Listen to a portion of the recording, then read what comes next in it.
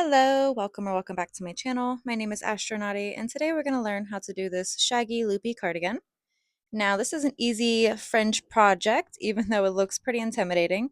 We're just going to be using two stitches today that I will teach you, and once you learn them, it's a pretty mindless and breezy project.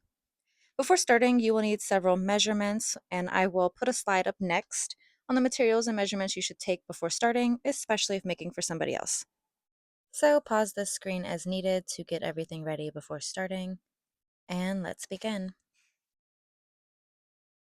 So these are the materials that I am personally using today. This mandala gradient weight 4 yarn. I used about 4 skeins of this, which equaled out to about 600 grams or 1200 yards. I'm using a 5.5 millimeter hook, and I'm using a long metal hook because I find that it just works easier with these loop stitches. So I do recommend a long metal hook. You will also need a measuring tape for taking several measurements throughout the project to make sure that you're on the right track, especially if making for somebody else. And let's get started. We're going to start with a long chain that meets our shoulder width measurements. So this is the start of our back panel. My chain is going to be about 18 inches long or about 50 stitches. If you want like an oversized fitting, you should add a couple extra stitches or inches to this starting chain. So that is just based on your personal preference. Okay, my starting chain is done, and I actually made it to about 20 or 21 inches because I did not want a super tight fitting for this cardigan. But once you're done with your starting chain, yarn over and insert 1 double crochet in the 4th chain from the hook. Now this counts as 2 double crochet stitches. We're going to finish this chain with a double crochet in each stitch all the way down. So if you don't know what a double crochet is, you yarn over, insert your hook into the stitch, yarn over, pull through 2, yarn over, pull through 2. And I do apologize now for being a fast crocheter. I'm trying to make more beginner friendly content, but also I would prefer if my viewers had some sort of experience with the basic stitches at least. I hope to slow down in the future, but apologies now for not being so slow. So yeah, I'm finishing this chain with a double crochet in each stitch all the way down. Okay, once you get to the end, chain 3, turn your work. In the next stitch, we're going to insert a loop stitch. So yarn over, insert your hook into the stitch, yarn under, grab the string from the back, pull through, drop your loop. You're gonna finish with a double crochet. So yarn over, insert your hook into that stitch, yarn under, pull through, drop your loop, and then finish with a double crochet. So I recommend keeping your fingers straight and pointed outwards to keep the shape of your loops uniform. You can also hold your finger closer to your chains so that you can have a smaller and tighter loop. But regardless, just try to keep all of your loops uniform. So yarn over, insert your hook, yarn under, pull the loop through, drop it. Then you're going to yarn over, pull through 2, yarn over, pull through 2. And that creates a double crochet loop stitch. So our project is going to have a right and a wrong side. We will continue alternating rows, but here's a closer view and trying to slow it down. You finish each of your loops with a double crochet, yarn under, pull through, drop your loop, pull through 2, pull through 2. And really, that is it. It can feel really awkward at first. I tend to mess up too, especially when I'm slowing down. But these loops are pretty secure. They're not going to come undone. And once you get the hang of it, you can really fly by with this project. So it's a really awkward motion at first, and feel free to go back and replay it as many times as needed. I will also insert a short clip in the link of my description for people who just want to see the loop stitch. But finish this row with a loop stitch in every stitch, except in our last stitch, we're going to insert a double crochet. Okay, and I'm nearing the end of my second row, finishing off with some loop stitches. I hope you guys were able to figure it out, and that it's not giving you too many issues. But like I said, in that last stitch, you are going to insert a double crochet. Now, the last stitch can look tricky because it can just be your chain 3, so make sure you count your stitches each row so you don't lose track. Now we're going to chain 3, turn our work, and start our third row. Here's what our loop stitches look like now. Mine are pretty large. I love having longer fringe. Yours could be smaller based on your index finger tension. But we're just going to alternate these solid double crochet and loopy rows. So for row 3, you're going to chain 3, turn your work, insert a double crochet in the next stitch, and a double crochet in each stitch all the way down. You should really hold your loop stitches down too so they don't get in the way or accidentally weaved in. So this project can get messy and a little annoying with the loops in your way, but it becomes second nature the more you do it, I think. So yeah, just finish this row with a double crochet in each stitch all the way down. And I do recommend counting your stitches so that you don't miss any towards the end.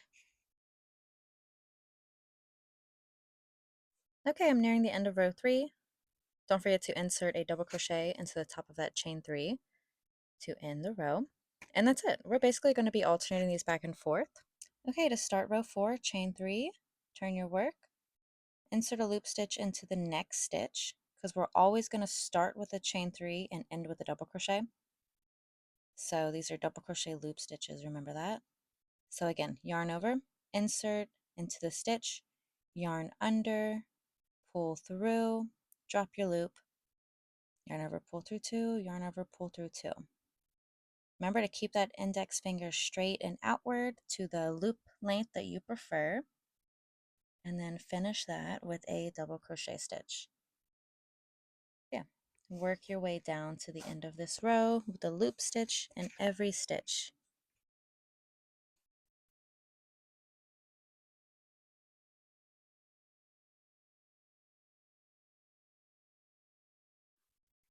Okay, nearing the end of my row 4, remember to leave a double crochet in the last stitch. So the top of that chain 3, insert a double crochet to straighten out the end and beginning of our rows. And we're just going to repeat the solid double crochet rows and the loop stitch rows, alternating them back and forth until you reach your panel height. So however much crop you'd like for your back panel, just make it to that height. So again, to start your solid double crochet row, chain 3, turn your work, 1 double crochet in the next stitch, and 1 double crochet in each stitch all the way down to the end. And like I said, I prefer to have a more cropped sweater this time, but you can make your panel to either your rib cage, your hips, your ankles. It's really up to you and how long you want to make this sweater. And don't forget to insert a double crochet in the top chain 3. And for the next row, chain 3, turn your work, in the next stitch, insert a loop stitch, and a loop stitch all the way down to the end. And that's it. I'm going to start working a couple rows off camera, and I will meet you when I reach my own desired panel heights. So just alternate these rows back and forth with DCs and loops. And remember to always start with a chain 3 and end with a double crochet for each row. So don't miss that chain 3 double crochet right there. And that's it. Okay, go ahead and work some of your own rows back and forth, and I will meet you at the end of my own back panel. And as you are working your rows, don't forget to measure every now and then to make sure you're on the right track, especially if you're going for a really specific measurement. You can also hold the panel up to your own torso if making for yourself, but if making for someone else, just continue to make measurements as needed. All right, I finished my back panel off camera, and I'm just loving the look of this gradient yarn. I think it just is turning out perfect for this project. My cropped panel, I'm only 5'1", but mine's about 20 inches by 19-ish inches. Plus it is going to stretch because these stitches are heavy. So That is the back panel, and now we need to work on the two front panels. So count your stitches on your last row, or just all your rows should have the same stitch. So count that stitch count, divide it in half, and subtract about 2 or 3 stitches because we need to leave a head opening.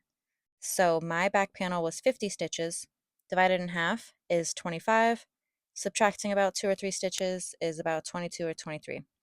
So my front panels will be about 23 stitches each, just so I have enough of a head opening.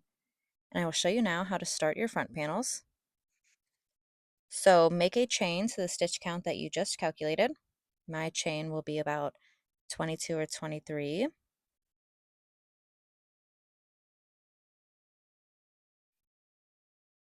Okay, so now to start your second row, you're going to insert a double crochet in the 4th chain from the hook, 1 double crochet in each chain all the way down to the end. This is exactly like we did for our back panel. So we're starting with a solid double crochet row. So just insert a double crochet in each stitch all the way down to the end. Get to the end of your row, chain 3, turn your work. You're going to insert a loop stitch into the next stitch, and then a loop stitch in every stitch down to the end. So if you haven't already mastered it, you're basically going to yarn over, insert into the stitch, yarn under, pull your loop through, drop your loop, and finish with a double crochet. Just repeat this all the way down. And we're going to alternate the solid and loop rows until you reach your back panel rows. So I had about 20 back panel rows, so your front panels need to be the same exact amount. And once you get to the end of the loop row, don't forget to end with a double crochet into the top of that chain 3 to keep the panels even. And that's it. Just go ahead and alternate these rows and make sure you count properly how many you will need for your front and back. And really quickly, I want to show you, because I am working with this gradient yarn and I want my front panels to be equal, I am working a couple rows of each as I go so that my gradients are uniform. And this is just me personally because I am working with this specific yarn. If you're working with the same, then I do recommend doing both front panels at the same time and just tying off your yarn after a couple of rows. Okay, I went ahead and completed both of my front panels off camera. You would have done the same that you did for your back panel and just alternated those solid double crochet rows and the loop stitch rows equally. And your front panels should have the exact same row count as your back panel. Now that we have our panels complete, it is time to seam them together. You can choose which side you want to be your top and bottom of your cardigan, but I really find that the loop stitch will lay the same no matter how you seam it all together. I really like the gradient this way, so I'm going to have the darker bits on the bottom and the lighter bits at my shoulders. So you're going to lay your panels like this. The loops should be facing each other because we want our seams to be on the inside of our project so that we could then turn our project inside out to work on the sleeves. So lay your panels like this. We're going to start by making seams at the shoulder. And as you can see, you have this nice head opening, so you're not going to choke yourself out. But yeah, we're going to start at the shoulders and then take our underarm measurement for the side seams. Okay, so to connect to the shoulders, start by attaching your yarn and hook to these last stitches. By the way, I actually don't weave in ends as I go. If I'm like using a new yarn color, I will just kind of attach it with a fisherman's knot because I hate weaving in ends. But yeah, you will attach your yarn and hook to this bottom or this top corner chain for both of them. And this process is going to be annoying because your loops are going to want to fight you to peek through, but just keep pushing them down. So I prefer a single crochet seam for more stretch, but you can also do a slip stitch seam or a tapestry needle seam. But just connect the shoulder panels with your preference of method all the way down until it is fully connected. And again, tuck in those loop stitches so they don't go on the inside of your project. Now this process is a little annoying, especially because just working with that starting chain, it can be hard to see those chains. So I tend to actually directly insert it into my double crochet stitches.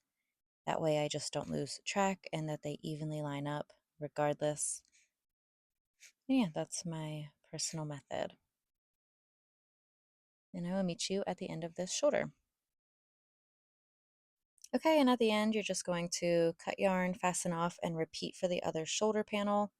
I'm probably going to end up redoing this because I didn't realize how much my seam would show. So I'm going to go back and do that again with a lighter color. But yep, just repeat for the other side. And again, for the other side, you'll just insert your yarn and hook into that last stitch of both the back panel and that front panel. I'm going to make a single crochet seam all the way down. And I will meet you at the end to show you how to connect the side panels and leave an armhole opening. Okay, and done. Now we are going to want to connect the sides. You're going to need your measuring tape for this part because you want to refer back to your underarm measurements for the armhole. You want to make sure that you leave enough room for your arm to fit through comfortably. And if you add too much room, your sleeves will be looser. So just keep that in mind. I don't like my sleeves super snug, but I also don't mind a little bit of a looser sleeve. So put stitch markers as needed where you will need to stop. I'm pretty lazy and never have stitch markers on me, so I use just scraps of yarn, and make sure you evenly skip the same amount of rows on the other side and place a stitch marker in that exact spot to mark off where you will need to stop when making your side seams. All right, so you're going to insert your yarn and hook into the bottom corners of both panels. Now, this part is different than the shoulders because we're actually going to insert 2 stitches in the side of each double crochet row. So tuck those annoying loops in, make sure there's none sticking out. Connect those 2 corners with your yarn and hook and pull through. I'm doing a single crochet seam. I'm going to insert 1 more single crochet in the side of that row to connect them. Now on the side of the next row, I'm going to insert 2 total single crochet stitches.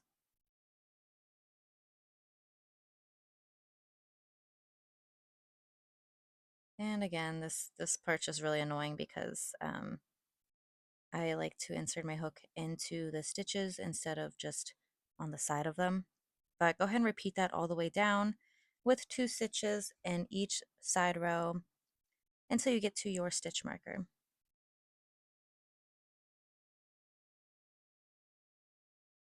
Okay, at the end you will just cut your yarn, fasten off, and repeat the exact same for your other side seam. Now make sure you do the exact amount of rows so that your armholes will be the exact same stitch counts. Okay, now the vest portion is complete. You can weave in your ends and turn your project inside out to hide those seams. If you want to leave your project like this, you are welcome to, but I am going to add some long sleeves to mine to make it a nice sweater. Plus, it's really cold up here in Pennsylvania right now. So continue watching if you would like to know how to work on your sleeve rounds. Now, our sleeves are going to be different because although we are alternating, continuing to alternate the loop and double crochet rows, we will actually not be working in rows anymore. We will be working in the round. So take your sleeve panel and insert your yarn and hook to the left or right of the armpit seam. We don't want to go directly into the seam because we're going to work on the rows itself. But yeah, go ahead, insert your yarn and hook on the side of one of those double crochet rows. And pay close attention. There's no perfect math or perfect way to do this, but working on these rows can be tricky and an eyesore for this first round. So chain 3 counts as your first double crochet. One more double crochet in the side of that row. The next row, you're going to insert 2 double crochet on the side of that double crochet. And we're going to repeat this all the way around with two double crochet on the side of each of those rows. Now, if you want a larger sleeve opening, you can add more stitches, or for a fitted or a tighter sleeve opening, you are welcome to insert 1 double crochet on the side of these rows instead of 2. You can feel free to experiment with this. I tend to have a looser tension, and I'm also using a larger hook size, so my sleeves are going to be pretty loose. But continue this pattern all the way around, and I will meet you at the end.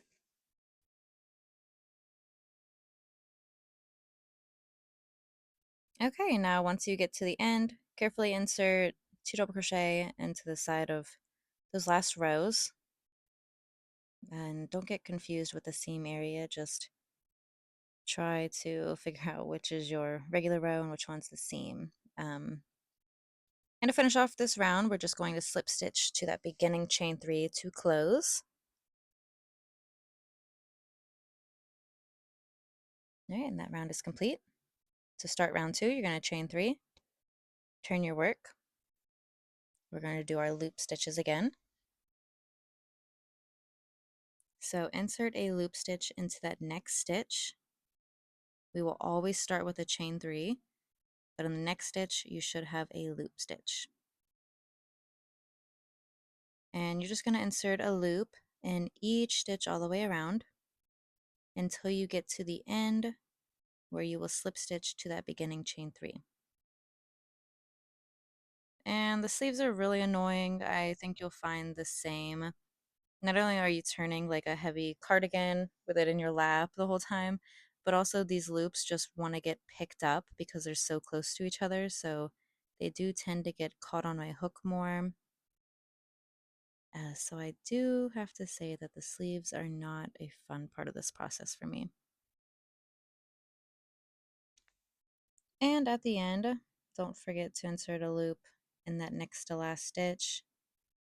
Slip stitch to the beginning, chain 3 to close your round. And that's it. We're just going to alternate those solid rounds and loop rounds. So chain 3, turn your work, 1 double crochet in the next stitch, and 1 double crochet in each stitch around to the end. Once you get to the end, you'll slip stitch to the beginning chain 3 to close. And you'll just alternate these rounds until you reach the measurement that you took for your sleeve length. You can try it on as you go, or if making for someone else, just refer to their measurements.